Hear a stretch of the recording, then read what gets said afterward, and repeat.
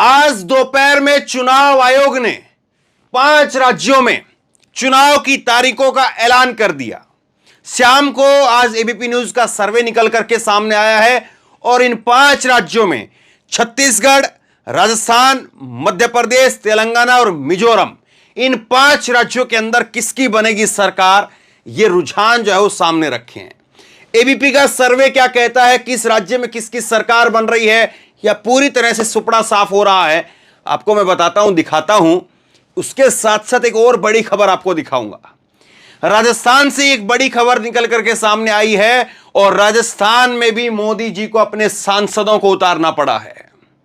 यह डर पता नहीं कैसा डर है, कितना डर है, किस तरह का डर है कि मोदी जी अपने सांसदों से अब विधायक बनाने की जो है वो गुहार कर रहे हैं कि आप विधायक बन जाइए, सांसदी छोड़ दीजिए। तो विधानसभा चुनाव के अंदर हार का इस तरह का डर सत्तारूढ़ पार्टी के अंदर पहली बार शायद ये इतिहास में हो रहा होगा कि 7 सांसदों को राजस्थान में उतारा गया, 7 सांसदों को मध्य प्रदेश के अंदर उतारा गया। मध्य प्रदेश की भी दूसरी लिस्ट आई है, वो भी आपको दिखाता हूं, लेकिन उससे पहले अलग अलग राज्यों में कहां पर किसकी क्या स्थिति है, क्या दिखाया है सर्वे के अंदर, वो मैं आपको दिखाता हूं। सबसे पहले तेलंगाना से शुरुआत करते हैं और तेलंगाना का सर्वे आप देखिए। तेलंगाना का सर्वे बताता है कि यहां पर एबीपी न्यूज के सी वोटर के सर्वे के अंदर कुल 149 सीटें हैं और 149 सीटों में से 48 से 60 सीटें वो यहां पर कांग्रेस की तरफ जा रही है, यानी कांग्रेस की सरकार साफ तौर पर बनती हुई यहां पर दिखाई दे रही है। बीआरएस यहां पर दूसरे नंबर पर रहती हुई और 43 से 55 सीटें बीआरएस के पास में है। बीजेपी का भयंकर खाता खराब है यहां पर, और बीजेपी अगर दहाई का आंकड़ा पार कर ले तो बहुत बड़ी बात होगी। 5 से 11 सीटें हैं, वैसे बताया जा रहा है कि 2 से 4 सीटों की उम्मीद इनकी है कि 2 से 4 सीट बीजेपी की जो है वो आ सकती है तेलंगाना के अंदर, और अन्य को 5 से 11, जिसमें ओवैसी की पार्टी भी है और निर्दलीय भी है, सब लोग सिमट करके 5 से 11 में रह जाएंगे। तो ये तेलंगाना का सर्वे है और तेलंगाना का पहला सर्वे ये बता रहा है कि कांग्रेस की सरकार यहां पर साफ तौर पर बनती हुई नजर आ रही है। दूसरा सर्वे, तेलंगाना से ऊपर बढ़िए और तेलंगाना से ऊपर आकर के आप देखेंगे तो ये मध्य प्रदेश का सर्वे है। मध्य प्रदेश का सर्वे, और मध्य प्रदेश के लिए सर्वे में ये बताया है 230 सीटें कुल हैं। कांग्रेस की 143 से 113 से, हो सकता है कि 143 आ जाए, 113 से 125 सीटें यहां पर जो है वो कांग्रेस की आती हुई नजर आ रही है। बीजेपी की हालत काफी खराब है, बीजेपी 104 से 116 पर यहां पर दिखाई दे रही है और अन्य जो है वो 2 से 4, यानी मामला सीधे तौर पर बीजेपी और कांग्रेस के बीच में है और कांग्रेस की यहां पर सरकार बनती हुई साफ तौर पर नजर आ रही है। यह जो है वो मध्य प्रदेश का जो है वो चुनावी गणित कहता है।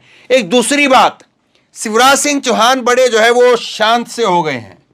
आज जैसे ही जो है वो ये तारीखों का ऐलान हुआ, शिवराज सिंह चौहान शांत हो गए हैं। उन्होंने कहा, शिवराज सिंह चौहान ने, कि हम लोग अपने अस्तित्व की संपूर्ण क्षमता झोंक करके कार्यकर्ताओं के साथ काम करेंगे, निश्चित तौर पर भाजपा की सरकार बनाएंगे, क्योंकि यही प्रदेश की जनता के हित में है। मैं आज हरिद्वार, ऋषिकेश जा रहा हूं, कल दिन भर मुलाकात और चिंतन का जोर जारी रहेगा। हम बुधवार सुबह लौट करके चुनाव अभियान में पूरी ताकत के साथ भिड़ जाएंगे। तो शिवराज सिंह चौहान जैसे ही तारीखों का ऐलान हुआ हरिद्वार के लिए निकल पड़े। एकदम शांत, एकदम सन्नाटे से में शिवराज सिंह चौहान दिखाई दिए। इनका जो वीडियो बयान मैंने देखा वो भी उस आक्रामकता के साथ में, जोश के साथ में, तेज के साथ में, एक ऊर्जा होती है उसके साथ में दिखाई नहीं दे रहा था। बहुत शांत तरीके से बात कर रहे थे कि हम ताकत लगा करके लड़ेंगे, सरकार बनाएंगे। अभी मैं हरिद्वार और ऋषिकेश के लिए निकल रहा हूं। तो पहले ही हरिद्वार ऋषिकेश जो है याद आने लगा है, हालांकि लोग जो है हरिद्वार ऋषिकेश चुनाव के बाद जाते हैं। दूसरी बात यह रही कि 57 सीटों की आज जो है वो टिकटों की घोषणा कर दी है और यहां पर बुदनी से शिवराज सिंह चौहान को लड़ाया जा रहा है। तो शायद इसलिए तो जो है वो हरिद्वार नहीं जा रहे हैं कि चलो बुदनी से टिकट तो मिला। ये बड़ी जो है वो दिलचस्प बात है कि शिवराज सिंह चौहान का टिकट कंफर्म होना भी एक खबर है।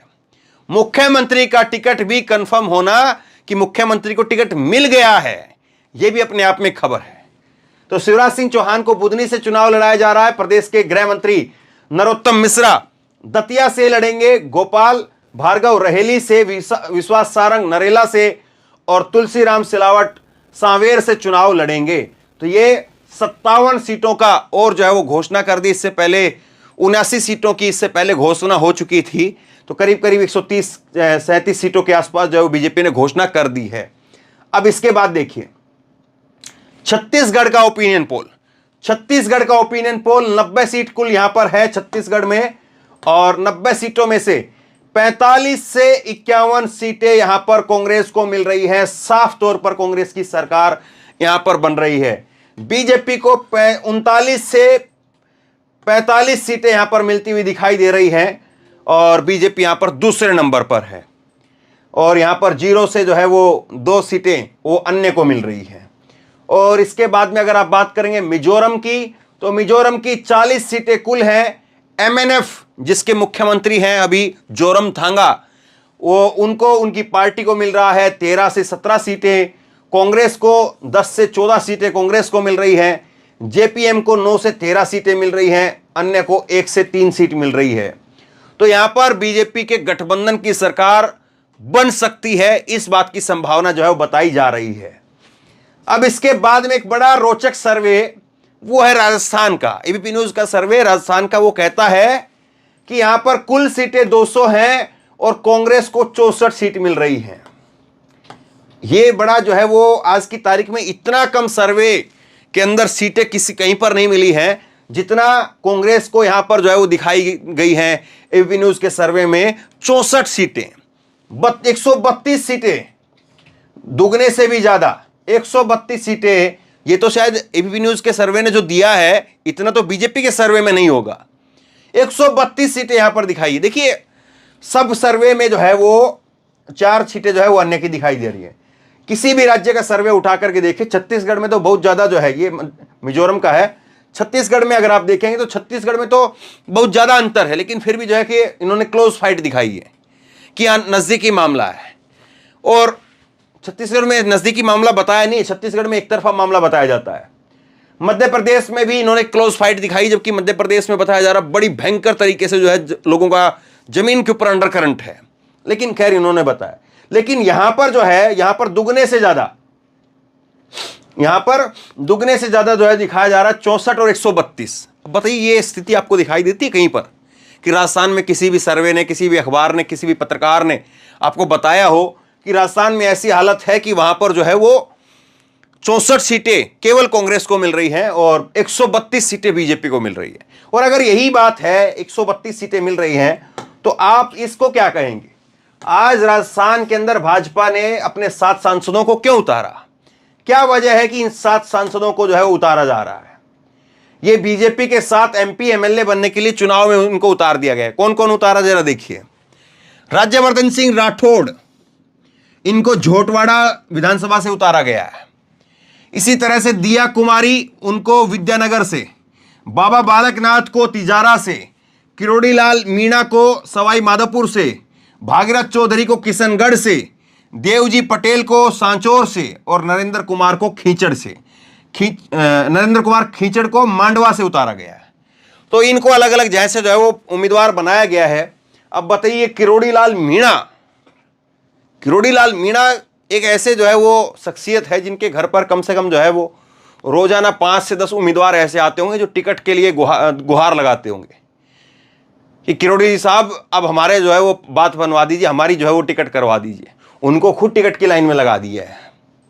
राज्यवर्धन सिंह राठौड़ को आप देखते होंगे इधर उधर बयानबाजी में, उनको भी जो है वो विधायक की टिकट में लाइन में लगा दिया है। दिया कुमारी जिसको जो है वो कहा जा रहा था कि भाई वसुंधरा की टक्कर में ये वो, उनको भी सांसद को भी जो है टिकट में लाइन में लगा दिया है। बालकनाथ को जो है वो भी लाइन में लगा दिया है, विधायकी के लाइन में लगा दिया है। और यहां पर एबीपी न्यूज कह रहा है कि साहब 64 से 132 सीटें, क्या कहेंगे? अब इसके बाद में एक चीज और दिखाता हूं मैं आपको। 41 यहां पर जो है वो नामों की घोषणा की, 41 उम्मीदवारों की घोषणा की है। राज्यवर्धन सिंह राठौड़ को झोटवाड़ा से, और दिया कुमारी को विद्यानगर से, और बालकनाथ को तिजारा से, और हंसराज मीणा को और किरोड़ीलाल मीणा को सवाई माधोपुर से। तो इनको उतारा गया। अब बीजेपी के अंदर एक स्थिति यह है कि किसी को कहीं से उतार दो, चाहे विधायक हो, सांसद हो, को किसको क्या किया जा रहा, किसी की बोलने की हिम्मत नहीं है। धन्यवाद ही करके जाना है। बगावत करके निकल जाए। वसुंधरा के पत्ते अभी बाकी हैं। हालांकि ये जो 41 सीट है इसका मैं डिटेल में आपको अलग से बताऊंगा कि वसुंधरा के कितने जो है वो समर्थकों के टिकट कटे हैं, मिले हैं। वसुंधरा का सबसे पत्ता जो है वो आखिरी है, और वसुंधरा का जब तक जो फैसला नहीं हो जाता, ये 41 सीटें कोई बहुत बड़ी नहीं है, 200 सीटें हैं कुल, तो 200 सीटों में से केवल 41 का यहां पर जो है वो अभी पर्दा उठा है। अभी तो बाकी है 160 के आसपास सीटें भी बाकी हैं। तो वहां पर वसुंधरा का क्षेत्र में जब जाएंगे, वसुंधरा के लोगों को कितना टिकट दिया है वो अलग से हम बात करेंगे। यहां पर राज्यवर्धन सिंह राठौड़ क्या कह रहे हैं कि मैं धन्यवाद करता हूं प्रधानमंत्री मोदी का। विश्वास था कि जिस प्रकार से मैंने सांसद रहते हुए काम किया वैसे ही आगे करूंगा। राजस्थान के अंदर परिवर्तन की जरूरत है। यहां पर अपराध और बेरोजगारी का विषय है। भाजपा के जितने भी कार्यकर्ता हैं उनके फोन आ रहे हैं। झोटवाड़ा से खास लगाव रहा है। वह मेरी विधानसभा रही है। आगामी राजस्थान चुनाव में भाजपा द्वारा उम्मीदवार के रूप में मैदान में उतारे जाने के बाद में राज्यवर्धन सिंह राठौड़ इस बात को कह रहे हैं। अब देखिए गजब की बात यह है और समझने वाली बात यह है कि जब आप सांसदों को उतार रहे हैं, सांसद को उतारने का मतलब यह है कि अगर ये जीत गए, हार गए जब तो किस्सा ही खत्म, कोई बात ही नहीं खत्म हुई। लेकिन जीतने के लिए तो बीजेपी कर रही है ना साहब। ये बीजेपी जो है यहां पर अपना जग हंसवाई के लिए तो नहीं कर रही होगी कि भी सातों को उतारा, सातों हार गए। वहां पर मध्य प्रदेश में भी सातों को उतारा, सातों वो भी हार गए। तो ऐसे तो बीजेपी चाह नहीं रही होगी। और सांसद को उतारा है, और सांसद अगर विधायक की टिकट भी ना जीत पाए तो फिर सांसद किस नाम का हुआ, और फिर उसकी सांसद की टिकट भी कट जाएगी। अब इनके ऊपर डबल प्रेशर आ गया है। ये अगर यहां पर विधायक ही नहीं जीते तो इनकी सांसद की टिकट कैसे मिलेगी दोबारा? तो इनको तो जीतना ही जीतना पड़ेगा हर हाल में। इनकी तो राजनीति मोदी ने दांव पर लगा दी है। अगर ये नहीं जीते तो किस मुंह से कल को जाकर के लोकसभा में चुनाव के अंदर सांसद की टिकट मांगेंगे? और मान लीजिए कि ये हार गए और फिर भी इनको सांसद की टिकट पकड़ा दी, तो फिर ये कैसे चुनाव में जाएंगे? लोग कहेंगे तो विधायक का चुनाव नहीं जीत पाया, इसको सांसद की टिकट किसने दे दी? क्यों दे दी? खरीद कर लेकर के आया है, कोई प्रेशर है उसकी वजह से लेकर के आया है, इसको कौन जो है वो वोट देगा? तो इनके लिए तो ये धन्यवाद बोल रहे बेचारे, इसके अलावा और कर भी कह सकते हैं। और ये अगर यहां पर हार गए तब तो बात खत्म हो गई, लेकिन जीतेंगे तब समझिए जरा। मान लेते कि हम जीत गए, ये अगर जीत गए तो फिर ये क्या करेंगे? ये क्या अपनी लोकसभा से जो है वो इस्तीफा देंगे? जो सांसद है लोकसभा के ये, उससे इस्तीफा देंगे क्या? अपनी सांसदी से इस्तीफा देंगे? और अगर इन्होंने वहां से इस्तीफा दे दिया तो फिर जो है वो वहां के लिए, लोकसभा के लिए उपचुनाव होंगे। वहां पर इस्तीफा नहीं दिया तो यहां पर विधानसभा में जहां पर ये जीते हैं वो सीट खाली रह जाएगी, फिर वहां पर फिर दोबारा से उपचुनाव होगा। तो मतलब आप लोगों ने मजाक बना दिया है।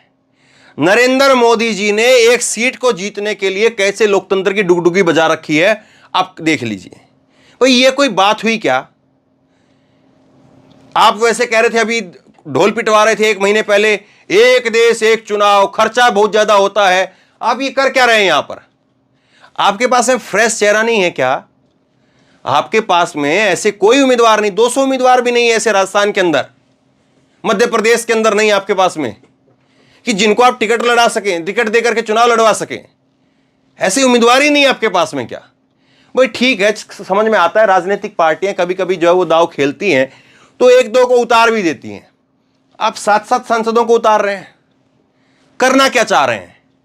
और चुनाव आयोग फिर क्या करेगा बताइए? आप उपचुनाव होंगे कि नहीं होंगे, या ऐसी अधर में जो है वो लटकी रहेगी सब कुछ, जो है वो विधानसभा उधर लटकी रहेगी, इधर लोकसभा लटकी रहेगी, ना विधानसभा के अंदर काम कर पाएंगे ना लोकसभा में काम कर पाएंगे।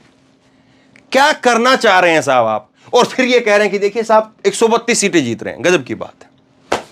तो बहरहाल जो सर्वे हैं, जो नतीजे हैं वो तो सामने हैं ही हैं, लेकिन उसके पीछे कहां पर कितनी शक्कर गुड़ चीनी का इस्तेमाल किया गया है उसको भी अपने आप से जरूर समझ लीजिए। हमेशा मैं एक बात कहता हूं कि गोदी मीडिया जो बात कहे उसमें कम से कम 10-15 सीटें ये आप मान करके चलना कि घोलमेल जरूर होता है, क्योंकि 10-15 सीटों का अगर घोलमेल नहीं करेंगे तो फिर कैसे जो है किसको कहां पर खुश रख पाएंगे? कितना गुड़ कितना चीनी कहां से आया है, उसका कहां पर कितना उपयोग करना है वो तो मालूम है। लेकिन फिर भी अगर आप देखेंगे तो कम से कम अगर इसके सर्वे को भी मान लें तो 3 राज्य ऐसे हैं जिसमें स्पष्ट तौर पर कांग्रेस की सरकार बन रही है। एक राज्य में गठबंधन है और गठबंधन किस तरह से रहेगा, कैसे रहेगा, अब चुनाव के बाद पता चलेगा। और एक राज्य में यहां पर बीजेपी की पूर्ण बहुमत की सरकार राजस्थान के अंदर दिखाई है। आप बताइए एबीपी न्यूज के इन सर्वे को आप किस तरह से देखते हैं? क्या राजस्थान में आपको कहीं से लगता है, किसी एंगल से लगता है कि इतनी बुरी हालत जो है वो अशोक गहलोत की हो सकती है? और बाकी के राज्यों के लिए एबीपी न्यूज के सर्वे के जो आंकड़े मैंने आपको दिखाए उस पर क्या कहेंगे? नीचे कमेंट बॉक्स में अपनी राय लिख करके जरूर बताइए। इस वीडियो को खूब शेयर कीजिए, लोगों तक पहुंचाइए और इसी